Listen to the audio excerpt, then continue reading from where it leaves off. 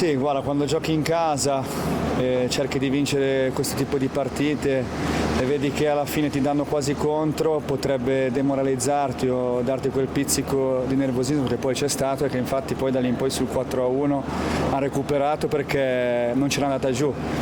Però questo deve essere motivo di orgoglio e di grande consapevolezza che anche quando sono risaliti, sono andati in vantaggio, noi poi abbiamo recuperato e abbiamo portato la partita su 1-2 gol sopra fino quasi alla fine della partita.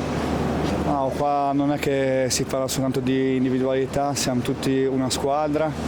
tutti giocano insieme, poi giustamente quando ognuno ha il proprio ruolo, le proprie responsabilità, i giocatori con più esperienza, con maggior talento possono uscire, quindi il merito va all'allenatore, a tutta la squadra e oggi poteva capitare a me come un'altra partita, ma si vince insieme e si perde insieme. Sì, ci ha fatto immensamente piacere perché eravamo un po' scettici del fatto che alle 11 di mattina di domenica qualcuno si presentasse, invece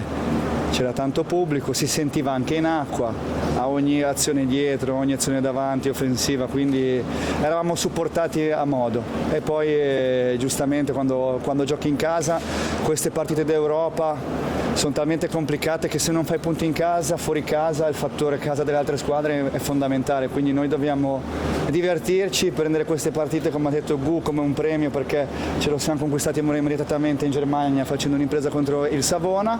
e dovremo andare ogni partita crescendo e cercando di fare il massimo. Se poi passeremo bene, se no il nostro focus maggiore è il campionato, infatti mercoledì si inizierà con una bella partita.